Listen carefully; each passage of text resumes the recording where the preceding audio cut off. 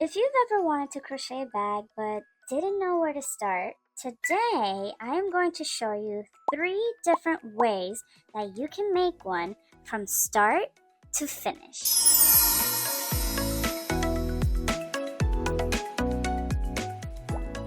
Hello everyone and welcome to Amparo Wonderland. In a previous video, I talked about 3 methods that you can use to crochet a bag. And those are working in round, working in panels, and using one square. If you haven't seen it yet, I will have the link for you right over here, and you can go on over there if you are interested. But in this video, I am actually going to show you how each one of these methods are used to make a bag, so you can see how they work and decide which method is best for you. So, how about we stop talking and let's get yarning. Method number 1, it is working in rounds. So, when we are working in rounds, we want to make sure that we start with a flat surface like this circle here. I will show you really quick how a circle is made. That way you have that in your back pocket for any future projects that you need a circle for. To begin, we need our yarn. I will be using this yarn from I Love This Yarn. The color is called Peacock. Very pretty color. I've used it before, just not this brand. And so yeah, that's the story of that. First, what we gotta do is a magic ring. Magic ring has been created. Now, when you are making a circle, you can make any number of first stitches on your round. So what I am going to do to make this a little quicker is that I am going to do 6 single crochet into the center of our circle. If you do not know how to create a single crochet or any of these stitches that I am making, I do have a video of the basic stitches which you can find up here. So I'm going to go ahead and work up my single crochet here. This is 4, 5, and 6. Notice I am doing a yarn over and yarn over. You are more than welcome to do a yarn under. Doesn't matter which way you go. Whatever you prefer, you use that. Now you're going to go ahead and close your ring. When working in rounds, there are different types of ways to work in rounds. There are the spiral round and also the joining round. For purposes of this video, I will be doing the joining round. So let me show you how that works. So I did my first round here of 6 single crochet. And to do a join, usually what people do is that you go into that first stitch, you create a chain, and then you start again and you go around. But what that does is that it creates a very solid line and it shows that you are doing a joining spiral. So let me show you how to do the invisible join. What we're going to do is that we're going to remove our hook from here. We're going to go into the next stitch from behind and go through the stitch as you normally would if you're going through the front. But like I said, we're going through the back. We're going to grab our loop here and put it onto our hook.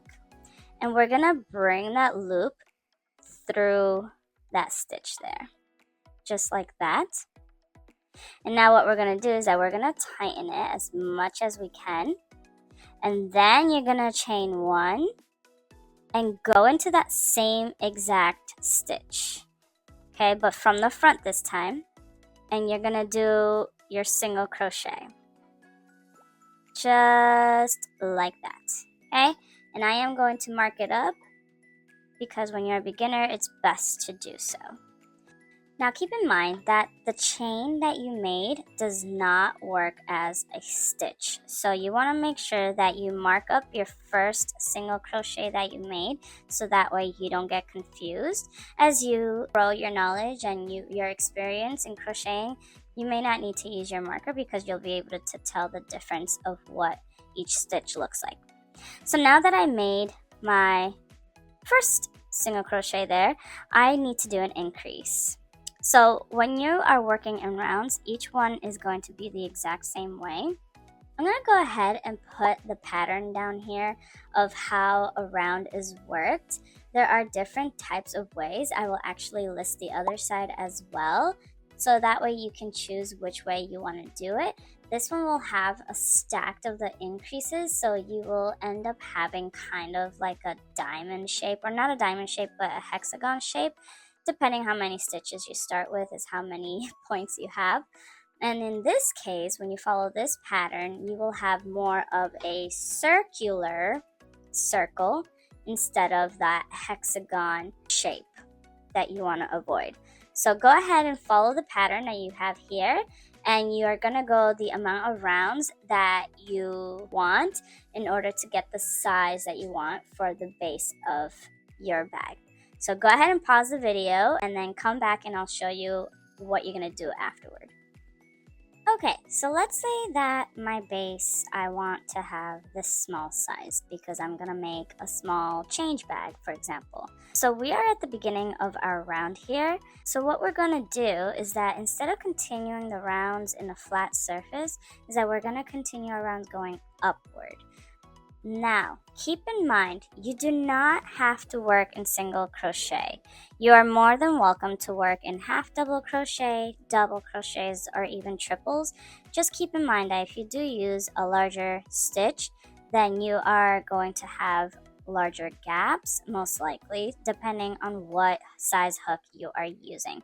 Just experiment with the stitches that you know, and you can have fun and just see what you come up with. I worked up 5 rounds in order to get this size of my circle. Let's go ahead and work our circle upward now. What we're going to do is very, very simple. All you're going to do is create 1 stitch per stitch. So if you're doing a single crochet or working with a single crochet, you're going to do 1 single crochet all the way around. So let's go ahead and do that. I'll show you what happens when you start to work single crochets in the round, because it is like magic. It really is like magic the way crochet works. I think it's really neat.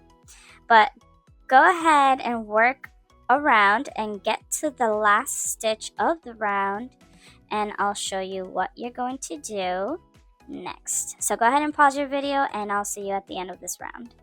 Alright, so I have finished my round here, and as you can see, it's starting to curl up.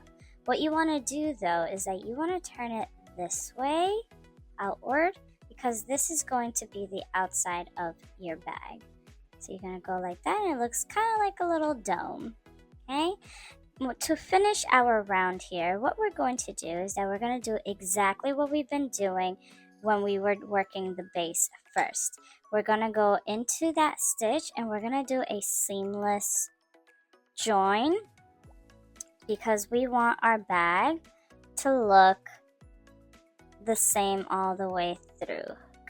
So we've got our join here, and we're going to do our chain 1, work into that same stitch again, and that's your first single crochet. And remember, we're just working single crochets just to start off, but if you want to challenge yourself and do different types of stitches, you're more than welcome to. Now that we joined our round here, we're just going to repeat that over and over again until you get the height that you want for your bag. So I'm going to go ahead and continue my rounds, and I will show you what it looks like at the end when I get the height that I want for my bag. Okay, I am at the end of my 13th round, and I am satisfied with the height of my bag here.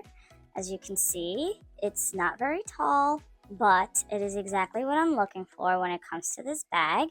And to finish your round, what you're going to do is that instead of doing that invisible seam that we've been doing, we're simply just going to go into the first stitch here, and you're just going to do a slip stitch. I can do it like that. There you go. So because we did that seamless, you can see it a little tiny bit, but not very much when it comes to the joining of the rounds. But the plus side when it comes to joining rounds is that you get a perfect circle and it is aligned, because when you are doing a spiral circle, when you end your round, it's going to have a little hump, and that's kind of one of the cons when it comes to working in spiral circles. As I always say, to each their own. Now I'm trying to take this yarn off of my ring here so I can show you what you're gonna do next. So what you're gonna do is that you're simply just gonna fasten off that strand. You're gonna fasten off all the way, and I'm going to show you one more trick to finalize your round, so that way it looks completely seamless and you'll have what is called an invisible stitch, or at least that's what I like to call it. You're going to use your darning needle here, and you're going to thread your end that you just cut off into that darning needle. So what we're going to do is that this is our next stitch, because we worked our slip stitch into this one, right? Let me zoom in so you can get a better look. So this is the stitch that we worked our slip stitch into. But we're gonna go into the next one and skip it and go into this one. Okay, so go into the second, I guess the third stitch. And we're gonna go from front to back through the whole stitch, all the way. And you're gonna tighten as much as you can. And then you're going to go back to that last stitch, which is your slip stitch, and go through the back loop only here, only the back loop, and just go like that. And now you have yourself a false stitch or invisible stitch, whatever you want to call it. So it's a perfect circle. As you can see, it goes all the way around, and now it is complete. What you're going to do with that is that you're going to weave in your ends, and then that's it. You can add your strap. I am going to make this into a drawstring bag. Dun, dun, dun, dun. So this is my drawstring, which is going to go around my bag here. So I'm going to go ahead and put that on there so you can see what it looks like. Okay, so here we are. I have my little drawstring around the bag, and now I just simply tighten it. And now I've got myself a little pouch. It's so freaking cute. It was so simple, but now I've got a cute little pouch that I can use it for whatever I want.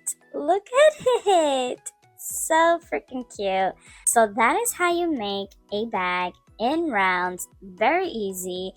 Keep in mind, like I said, you do not have to use single crochet, and you can also play around and use different types of stitches in your bag. I started off by making my base with the single crochets, and then I did a couple of rounds continuing with the single crochet, but then I did a half double crochet halfway up, so that way at the end I could add my drawstring. Again, you can use any stitch you want, and you just experiment and see how you can use it to work it in rounds, and you can make yourself a bag like this. So freaking cute. Okay, so now that you know how to make a bag in rounds, we're going to move on to the next method, which is making a bag in panels. Okay, so the next method is panels. Panels, you can make them in many number of panels. You can make a bag with 1, 2, 3, 4, 5, or 6 panels total. For those who are visual, I am going to bring you my notebook here, my handy dandy notebook, and I'm going to draw out a quick bag so that way you can have an idea of how a bag looks. I'm sure you already know. So a bag has the front panel, and again, you can use any shape, but for purposes of this video, I'm gonna make it simple, and I'm just gonna use a simple square / rectangle shape. So our bags have a front panel, It has a back panel. We have two sides panels, and then we have our base of the bag, which is going to be our fifth panel, and then I consider a lid, if you want a lid, to be the sixth panel. Okay, so as you can see, we have 1, 2, 3, 4, 5, and 6 panels for a bag. This is if we're making a book bag, for example, because the book bag has a lid. You even have purses that have lids as well. So now that we have this in mind, we're gonna go ahead and start creating our panels. I do recommend starting with the base, but you can start wherever you want and then go from there. So let's go ahead and start with our base. The color we're using is going to be this purple color called Amethyst from the brand I Love This Yarn. If you can't tell, I love that brand. And we're gonna start by making our base. And for the base, you can do it in rounds. You can do it in just simple rows. So in this case, I'm gonna go ahead and work in rows, so that way you can see how rows work. You start off with your slip knot. Don't forget, I do have a video showing all the basic stitches. If you haven't seen it yet, you are more than welcome to click the link. You can find that link in the description box down below. We have our slip knot, and we're just gonna create some chains. Okay, and this is the base. So the base, you make it whatever size you want, depending on what type of bag you're gonna make or how big you want your bag. Now, just like we did with our rounds bag, you are more than welcome to use any type of stitch. Okay, just keep in mind there are some stitches that when they are too big, they end up having holes, and if they have holes, you won't be able to put little trinkets into your bag because they could very easily fall through the hole. Let me give you an example of what that looks like. So I made this crochet holder, and this is a crochet, or my crochet hook holder, and they are all fine in here except for my tiny hooks. They tend to go through the holes like that. So to avoid things like that, that's when you start putting linings in your bags, or you want to use a smaller hook so that way your stitches are tighter and smaller, and you can avoid something like this. And the best avoidance is just to add I'm struggling here, hang on. Oh no. As I was saying before, I was rudely interrupted by my crochet hooks. To avoid those holes, the best way is to create a liner. If you don't know how to use a liner, then you want to use a smaller hook, so that way your stitches are tighter and smaller and you avoid little holes like that. Now, let's go ahead and keep going. No more talking. I talk too much. I am so sorry. So we have our startup chain here, and now what we're going to do is that we're going to work up our rows back and forth until we get the width that you want for your base. And to start, usually, depending on what stitch you're going to use, we're going to start in the second stitch from the hook, or the second chain from the hook, and just create a single crochet. I'm just going to do single crochets here just to make it simple, and just go all the way down. So I made 17 chains in this example, and again, you can do as many as you want depending on how wide or big or small you want your bag. So go ahead and pause this video if you are crocheting along with me, and come back to me when you get to the end of this row. Sometimes it's hard to crochet and talk. I don't know if there's anybody else that agrees with me. Alright, I'll see you at the end. Alright, I ended my row here and now I have 16 single crochet, and now what we're going to do is that we're going to turn our work and we're going to continue to create rows going back and forth.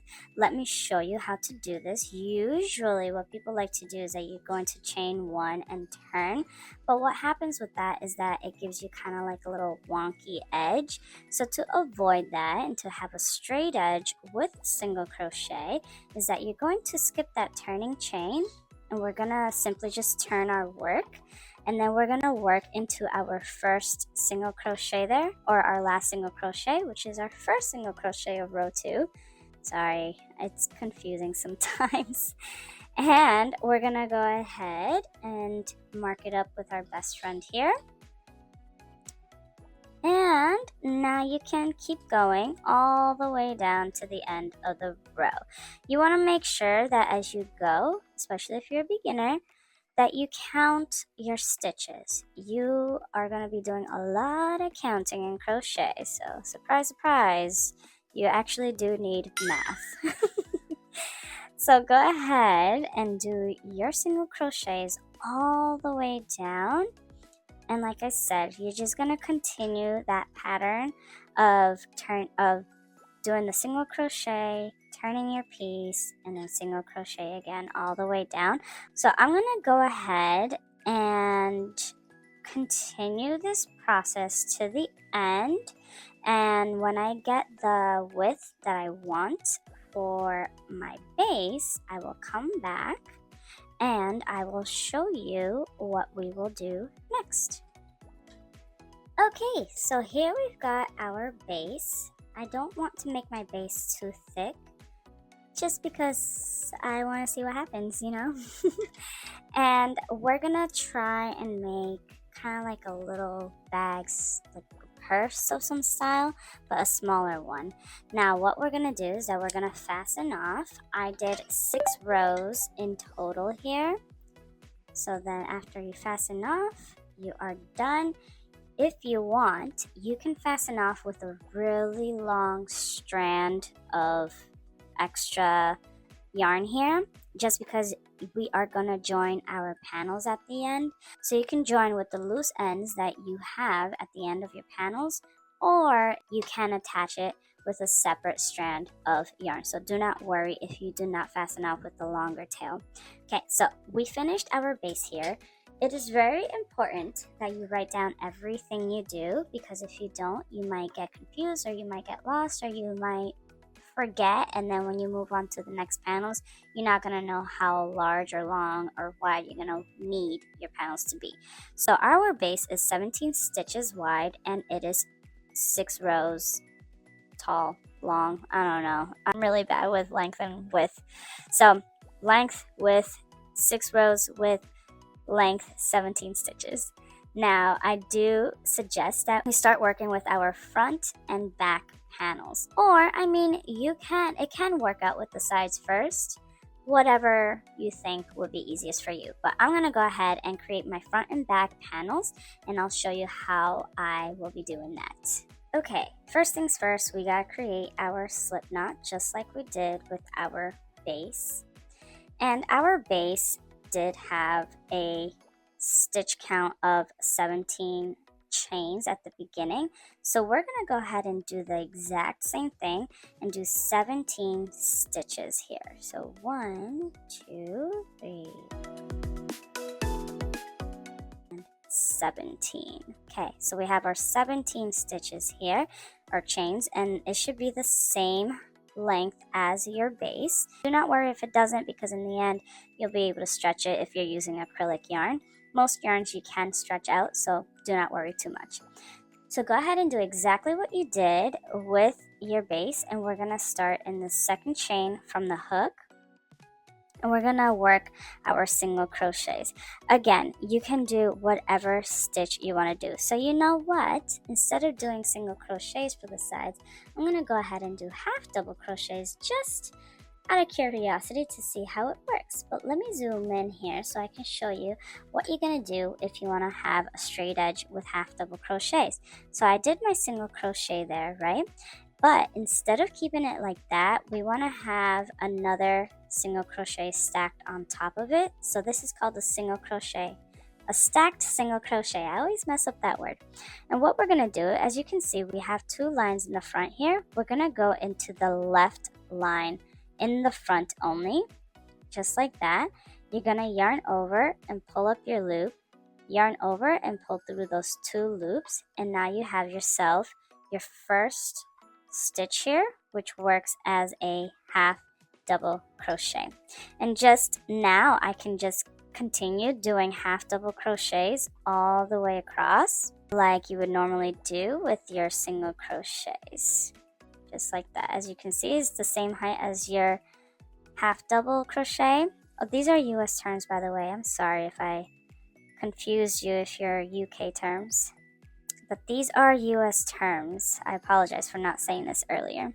So go ahead and create your stitches, whatever stitch you choose, all the way across, and then pause your video.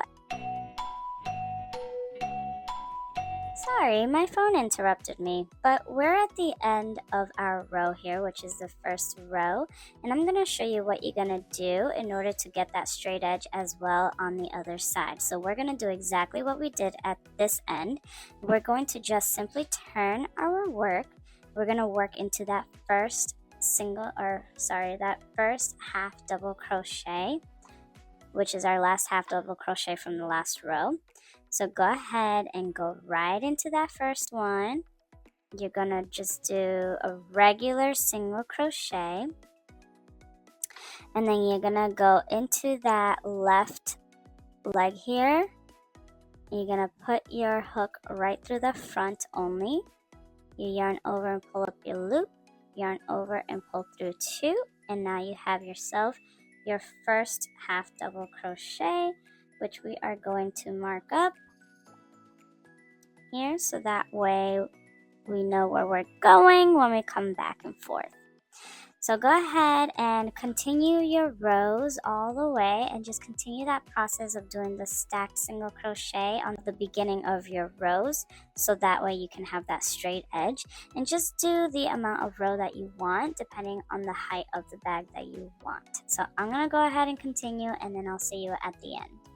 Alright, here we are. So we've got our front panel here, or the back panel, whatever you want to do it. I did a total of 8 rows of half double crochets. So I'm going to go ahead and fasten off my end here. And I am going to pull it here. And now it is done and ready to be attached when it is time to attach. As you can see, it is the same length as the base that we had created previously. So now you want to go ahead and copy exactly what you did with your front panel and create another panel, and that will be your back panel. So let's go ahead and do that with a quick transition. Dun, dun, dun, dun. So we have our back panel here, and our front panel, and our base. So as you can see, it's starting to take form. It will go like this, and you will just attach the pieces together. Let's go ahead and move on to the next panels, which are the side panels. Now, for the side panels, this is where you gotta do what is called a gauge. It will cut back on time, but you can also just do what I did with this one and just grab your base, because you want the width of your side to be the same as the shorter side, because it's gonna be standing like this and it's gonna attach this way. So you want to have your side to be the same length as the side of your base.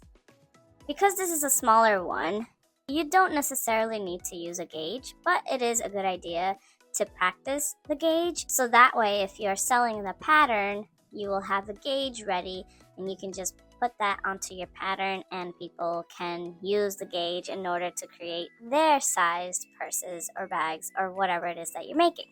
in this case, because it is smaller, I can just do chains and measure it on the side here, so that way it is the same width. So let's go ahead and take care of that. We are going to grab the same crochet hook. Make sure that you do stay with the same hook throughout your piece, because if you don't, you're going to have a harder time adjusting how many stitches you need for each panel. And we're going to do the same exact thing, and we're creating a slip knot, and we're going to do some chains. So I'm going to start off by doing 6 chains here. 3, 4, 5, and 6, just to measure out. And as you can see, it looks like it's the same length. And so I'm gonna create my first row. I'm like blanking. We're doing that stacked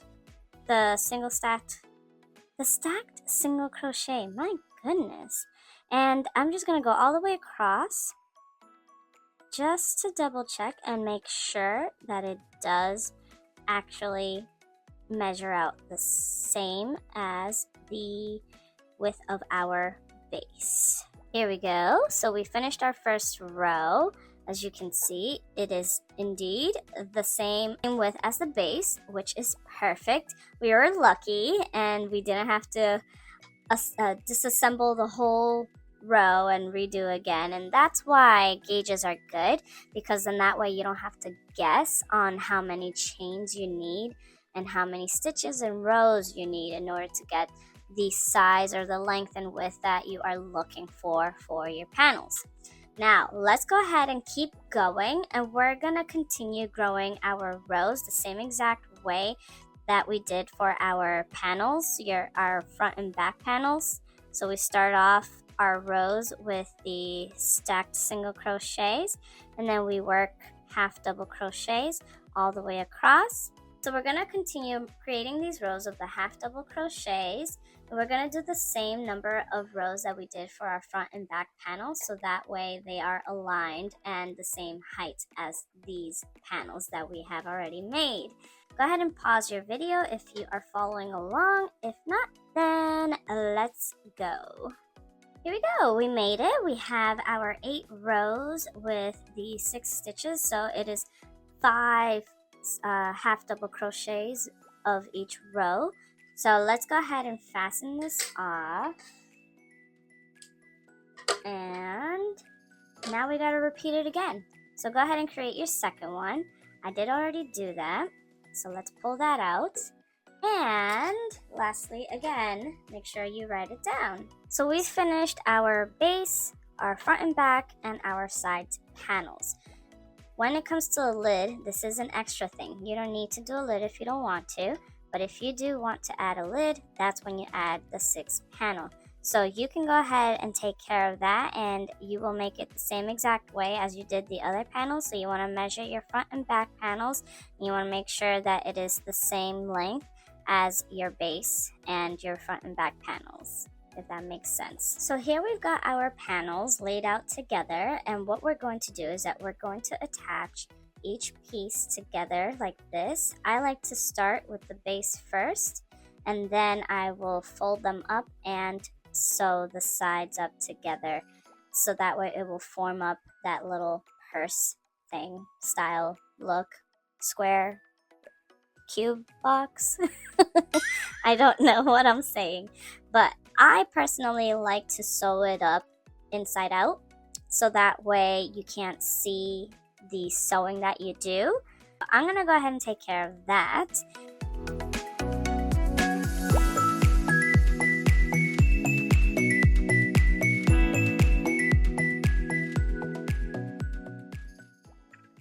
Okay, here we have it. It's assembled now. The only downfall is that we have a whole bunch of loose ends here, which now we have to weave in. That's why sometimes it's easier to just have one long strand and just use that long strand to sew up the whole thing.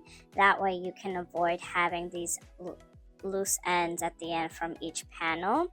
So I'm going to go ahead and weave in my ends before moving forward, so that way you can get a better idea of how it should look. Okay, here we go. So I weaved in all of my ends, and this is inside out. So make sure that when you are sewing up your panels, you want to leave your loose ends on the outside of it, on the wrong side, the wrong side of the bag, because we are going to flip this over so you can see. Dun, dun, dun, dun. So we got our cute little bag here. Now you can start adding the embellishments like the lid and the strap and just anything else that you want to add to it. So if you want to add a lid, you're gonna want to do the same length as the rest of your bag. So because we did 17 stitches this way for the front and back and the base, we want to do the same thing for our lid. Now when it comes to the length of it, well, this is the width, this is the length, I don't really know, but when it comes to like how long you want your lid to be down the side of your bag, what I like to do is that I like to just measure as I go, so that way I can have a better idea of what it will look like. I did 5 rows in total, so now I can attach the lid if I want, but I am gonna add a little bit of embellishment, so I'm gonna go ahead and take care of that, and then I will show you what it looks like if you do something like this. Dun, da, da, da, da, da, da. Here it is, our 6-panel bag. It is so freaking cute. I am so in love with how it came out. There you have it. Just for your knowledge, is that I crocheted around with a different color, which is this yellow, obviously. And then I went around again, but I went across, back and forth to create my bag strap. And then I went ahead and attached the lid, and I went around the border with the same yellow color twice. So the first time was just single crochets, and then on the way back it was this scalloped edge. And that's it. It is that simple, very easy. It takes up a little more time than working in rounds, so definitely keep that in mind when you are crocheting a bag, especially in panels. One other thing that I would like to bring to your attention is that when you're working in panels, sometimes your panels can tend to curl up for whatever reason it is. Sometimes it's just that your tension is too tight, or just the fibers are not happy and they decided to curl up. If that happens, what you want to do is either start over, or you can block your panels. So if you are selling your bag, I definitely recommend that you block your panels, so that way the fibers can be loose, and it would just make it more flimsy, less stiff, and just more flowy, and it just really does make a difference. I didn't do it for this video just for time purposes, but I do highly recommend that you do block your panels before you assemble them. So that is the end of my spiel for the method of panels. Let's go ahead and move on to method number 3, which is using the 1 square method. And when I say 1 square, I literally mean 1 square. And you can use any type of square, but normally people use a granny square. This here is a heart granny square, and depending on what size you want your bag to be is how many rounds you create for your square. Let me give you another example of another granny square of the size that you can make. It's this one right here. It's already sewed up, so I can't really show you how big the square is, but you can already tell the difference in the size of it. And this one has several rounds added onto it before I closed in the corners and added the button to create a little satchel, and then I added a strap to make it an actual bag. And the back of it looks like this. It's a sunburst granny square. So now that you see that you can make whatever size you want, and all you gotta do is add a bunch of rounds, And you can add different colors, you can add different shapes if you want, depending on how you create the granny square. Now let me show you how you're going to sew up this granny square to create the bag. So pretend that you have a granny square of this size, or any size, honestly, it's a square, so it doesn't matter what size you make it. You are going to do it the exact same way. And what we're going to do is that we're going to take our darning needle here and we're going to thread our loose end, or what you can do is cut a thread separately to do this process. It doesn't matter which way you do it, whichever is easiest for you is the way you want to go. Oh, also, this is actually facing the wrong side. This is what the right side looks like. Okay, so you want to make sure your right side of the square is facing downward. And we're going to fold our corners into the center of our square here, just like this. And you're pulling in only 3 of them because the third one is going to work as your flap. So there are many ways to actually sew up your edges together, but I'm going to show you how to create the invisible seam, so that way if you want to use a different color thread you can, and it will still sew up and you won't be able to see that different color. Okay, so here we've got our thread, and what we're going to do, I'm turning my piece around here so it's easier for me to see. We're going to work into the back loops only, and because this is facing the wrong side, the back loop is actually this loop here. Okay, and we're going to work through only the back loops. I'm going to work through this bottom loop first, just to really make sure that it's sealed properly. So I went from this way, that way, from the front.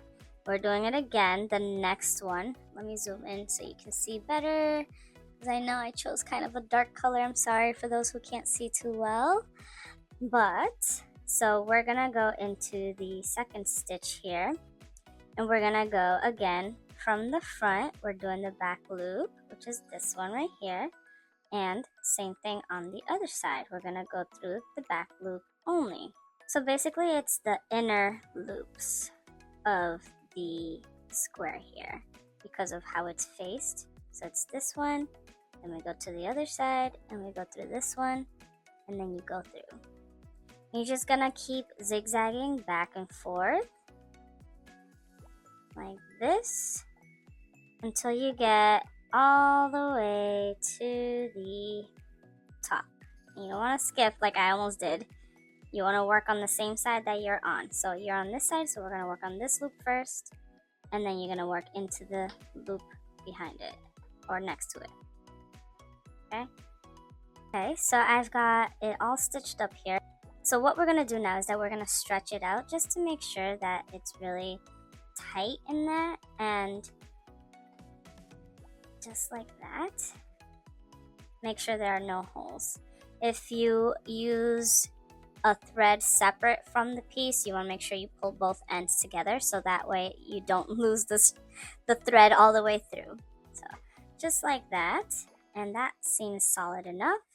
Now we're going to work on the other side, and we're going to do the same exact thing. So I'm going to keep working this way because I want to attach my corners together.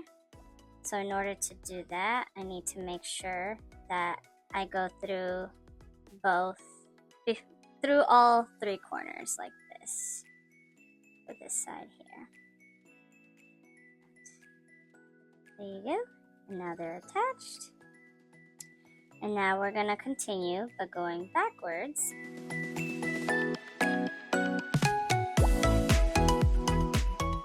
Okay, so I finished. I got to the end here, and I'm just going to pull in my ends here just to make sure that everything is nice and tight. What we're going to do now is that you're going to weave in your end, and there you go. Now you have yourself a cute little bag, which you can use for money. You can use it for gift cards, so you can put your little card in there. So if you're giving a gift, you can literally create a little envelope out of a crochet, a cute little bag like that. You just add a button, and then you attach it there, and then it's all set. That's it. Just like that. Super cute. This one has a heart. Because of the heart, the way it's shaped is not going to be a straight looking heart. There are different granny squares, like the daisy granny square, or just a regular plain old granny square where you can just switch off the colors, which will look really, really cute. And that's it. There you have it.